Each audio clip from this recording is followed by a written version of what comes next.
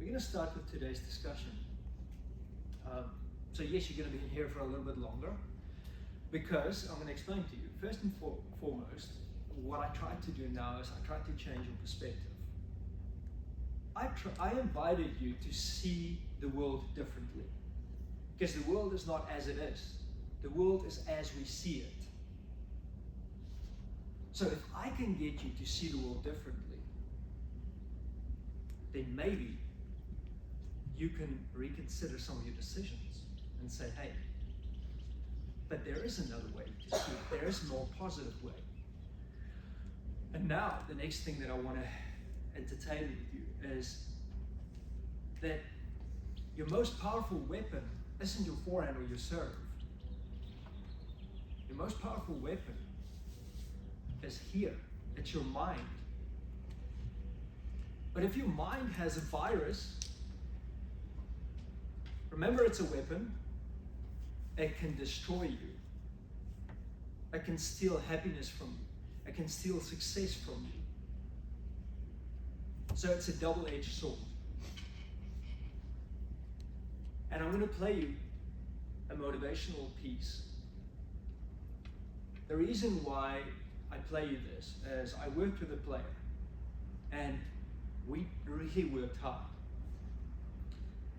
But she was kind of like a little bit on a losing streak. 3 tournaments in a row, first round, out. And in our opinion, she was better than the opponents. And now we know her she got to one in the world doubles, top 15 singles in the world. Now we know that she is actually a good player. But the turning point for her, where she went on an incredible winning streak, we never changed our training. We turned her mind into a weapon. And one of the big parts that was missing, turning her mind into a weapon, was motivation. Now, we're going to discuss a little bit later, because we understand that it's not just motivation that turns your mind into a weapon. It's also critical thinking. It is also having direction with your mind. But, well, a big one, discipline. Well, let me play you this piece, and I want you to listen to it, because just this little piece, she listened to it and she said, hey, every day before I play, I'm going to listen to this. And like I said, the rest is history. Just fixing the motivation part in her head helped a lot. So, there will never be a point in your time in your life where it's the right time to do a great thing. If you're waiting for that perfect moment, that perfect timing, it's not going to happen. You know what you have to do?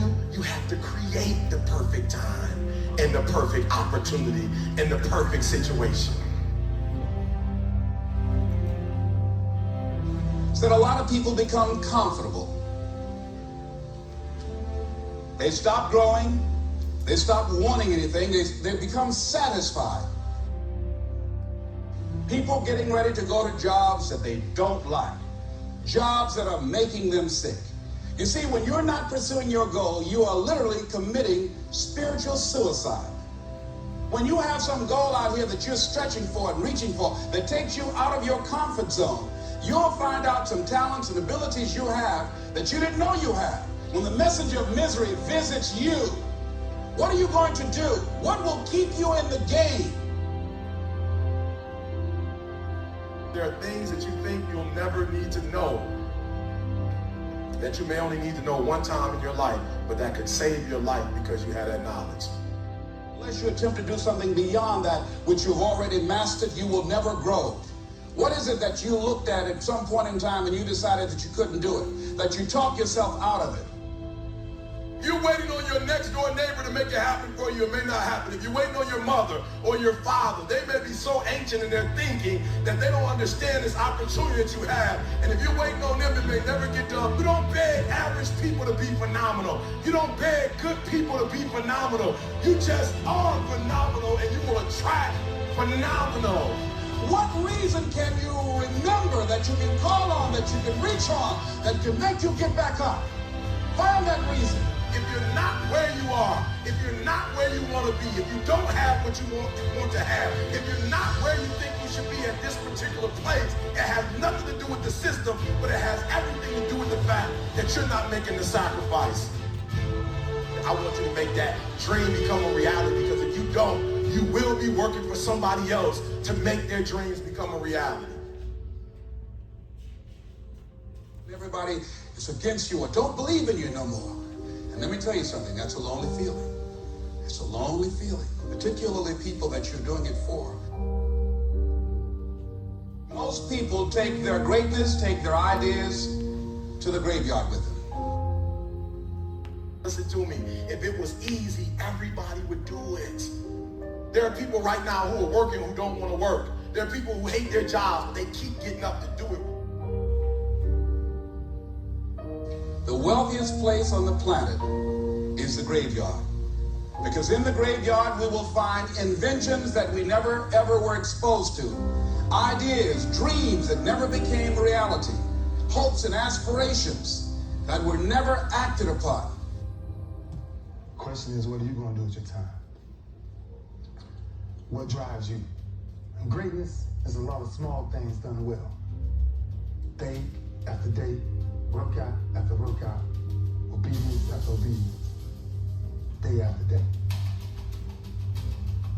When things don't work out for you, when things happen that you could not anticipate, what are the reasons that you can think of that can keep you strong? You will never ever be successful until you turn your pain into greatness, until you allow your pain to push you from where you are to push you to where you need to be. Stop running from your pain and embrace your pain. Your pain is going to be a part of your prize, a part of your product. I challenge you to push yourself. See, it's easy to be on the bottom. It doesn't take any effort to be a loser. It doesn't take any motivation, any drive in order to stay down there at a low level. But it calls on everything in you. You have to harness your will to say, I'm going to challenge myself. I mean that what you did last week don't count. Today is the only important day. There are 86,400 seconds in a day, and how you use those are critical. You got 86,400 today, and what you do today is going to seep in who you are. Nobody's going to talk about what you did last week. That the biggest enemy you have to deal with is yourself. There's an old African proverb that says, if there's no enemy within, the enemy outside can do us no harm. You have this opportunity of a lifetime. It means absolutely nothing if you don't take advantage of it in the lifetime of this opportunity. I got a saying that when life knocks you down, try and land on your back, because if you can look up, you can get up. If you want a thing bad enough to go out and fight for it, to work day and night for it, to give up your time, your peace, and your sleep for it. If all that you dream and scheme is about it, and life seems useless and worthless without it. See, it's time now. If you want to make this your decade, you've got to start saying yes to your life. You've got to start saying yes to your dreams, yes to your unfolding future, yes to your potential, as opposed to saying no. When you die on E. Leave no dream left behind, guys. Leave no opportunity left behind. When you leave this earth, accomplish every single thing you can accomplish. Listen to me, you're going to be here one day, but you'll never get here if you give up, if you give in, if you quit. And finally, guys, you got to want to succeed as bad as you want to breathe.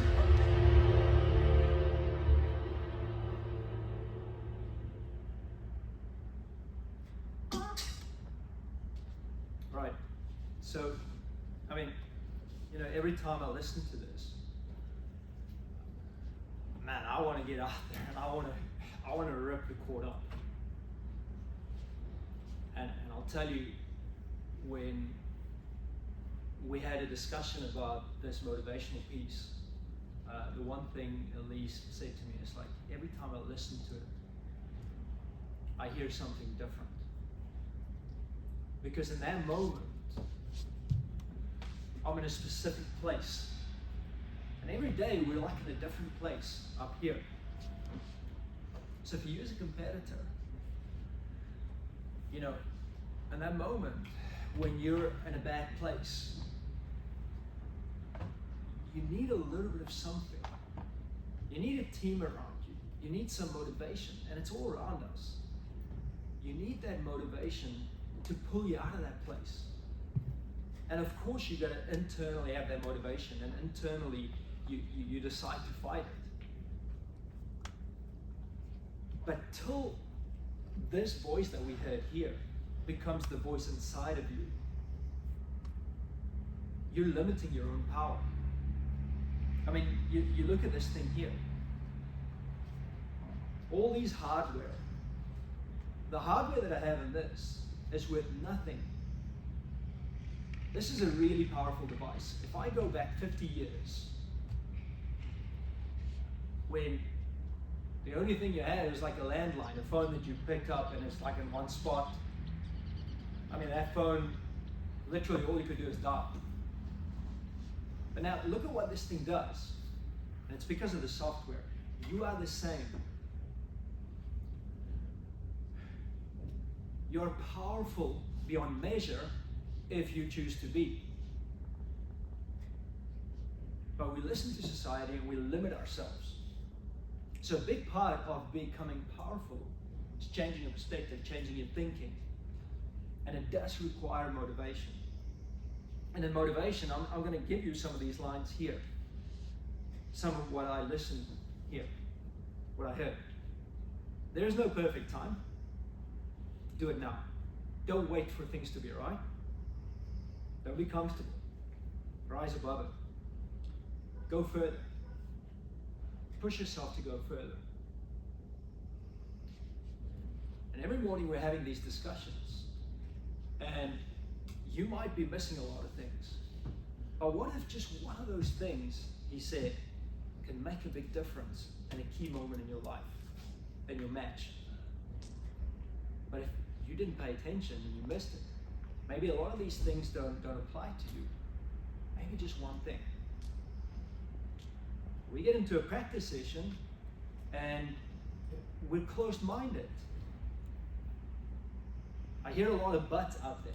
But this, but that. No. Take the information. Hold up. There's a reason why I'm saying this to you. It's not because I'm judging you or cutting you down. It's because of the way I see you do things right now. Right now, your actions isn't going to lead to greatness. So take that information. Don't close yourself off first. Remember the first guy that didn't want to taste chocolate? That guy, till today, doesn't know what he's missing.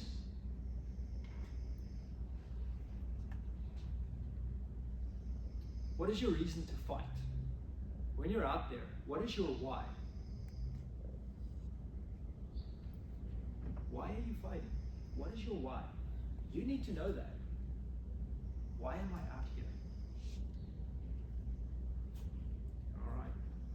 This conversation seems to be a little tough for some of us, but it's all right. We'll get there later. Late night, Candy Crush, all that, you know. So, are you making sacrifices?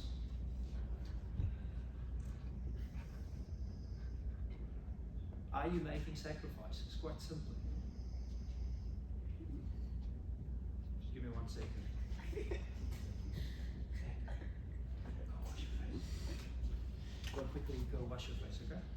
All right. So, let's get back to business here. All right?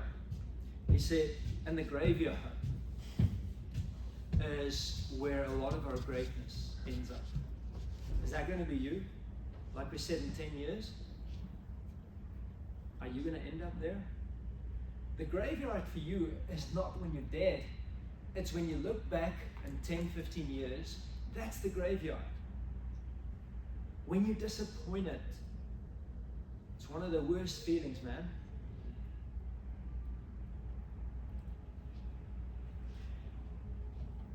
It takes pain. It's not easy. He says it takes pain, but pain is part of your success. I want to go a little bit further and say, no. Failure is part of your success. So don't run from it. Freaking face it. Take the pain. It's easy to be a loser. It takes takes nothing. It takes nothing to be at the bottom. I like this part where he says, hey, you got to harness your will. That word, will. Let me give you the complete word, willpower. It's a simple sentence. When things are tough out there, you tell yourself, I will. And the next part, watch me. So when things get a little bit difficult, things don't work out, will your way forward. Harness your will. That's what he means with that. So that means toughness. And your mind, what we said is the most powerful thing, is only powerful if it's got motivation, if it's got toughness, if it's got critical thinking, and if it's got discipline. So those are 4 pillars that you can build a powerful mind on. You know, I quickly jump to something else. It takes bravery and courage. And the quote is, it is not the absence of fear, but the will to act despite fear. Let me break that down for you. When it's a big point, do you pull back? Do you hesitate? Do you play careful? Do you play safe? Or do you do what you need to do? You go out there and you don't take it. You go promotion mindset. You don't go prevention mindset. You go, hey, that's all right, I know I'm afraid here. Again, willpower, look at me. I'm coming at you, I'm taking this. And then if you fail, that's okay, because you fell in a good way. You're up 5-2. What if I lose? You go into a tournament, what are people going to think about? You're afraid of that. Be brave, act. Go out, take it. I love how he says, when you get knocked down, make sure that you land on your back, because if you can look up, you can get up. And the African proverb that he refers to, this is a big one that I want you guys to think about. When there is no enemy within, the enemy outside can do us no harm. Basically what it means is the mountain is you. Quite often we're out there busy fighting ourselves, fighting our emotions. And remember, that is, if you allow that, that is when your mind becomes a weapon in a negative way. It'll destroy you. So you got to be stronger than your emotions. If not, it's going to destroy you. It's going to steal that dream from you. The last thing that I want to leave you with in terms of motivation is actually such a big truth. He goes, greatness is a lot of small things done well. Listen to that last bit. A lot of small things done well. Day after day. Match after match. Practice after practice. Yes, practice. Tournament after tournament. What he's referring to is consistency, quality. You show up every day, regardless of how you feel, regardless of the fact that maybe you didn't sleep. All right. And a big one here for me is, and we spoke about this earlier, is character. Culture. How do you show up? Guys, it is a lonely place out there. There's no hiding place on the tennis court. Spend your energy with what you can control and start with your mind. Your mind is the most powerful thing at your disposal. Not your foreign, not your serve. And that's true, not just for tennis, but for any and everything in life. So make that choice. Choose what your weapon is. And the last thing I want to ask you now is, what are you feeding your mind? What are you feeding it? Because if I feed somebody, even though I like chocolate, but if I feed them chocolates only, what are we going to get? So if you feed your mind garbage, I don't know what the right term is here, rubbish, garbage, whatever it is, that's what your mind's going to become. And then how on earth is your mind going to be a weapon?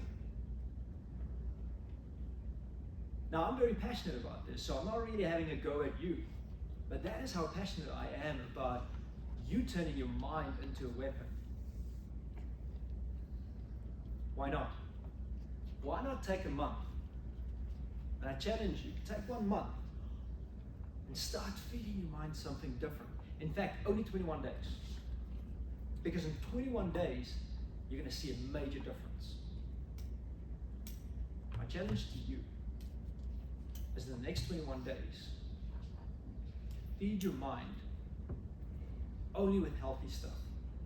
You know, they say what you put in here, what you put in your mouth, by the way, that's your choice. We still have a choice for that. They say you choose a specific healthy diet. Now that's very relative to what people think is healthy. But you take 21 days of feeding yourself something different, because remember, we're used to what we're eating. We have certain meals that we like, this and this and this and that, and we don't eat this, but we like this. But you can even do the physical challenge, the nutritional challenge. Feed yourself something different for 21 days and see the difference. But the biggest one is what you feed here, because that's who you're going to become. You know, when I grew up, the older people back then, I also used to refer to older people as old people. They would tell me, like, you're listening to garbage. Back then we didn't have YouTube, we didn't have, you know, like Instagram, like the social media, all that. They'd be like, hey, what are you listening to? And I'm like, no, it's just a song. You know, at some point it was rap music, at some point it was rock music. Yes, I did listen to rap at some point, way back in the day, ancient times. But the point is, now I re-listen to it, and I listen to the lyrics, and I'm like, oh my gosh, that's what I fed my brain. And I look back at that time, and I'm no wonder I was such an idiot. I thought I was gangster, man.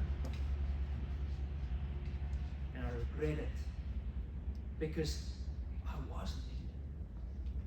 So, what are you feeding your mind? With your Instagram, with your YouTube, with your shows, with your books, with your friends, with your environment. 21-day challenge. I need some takers.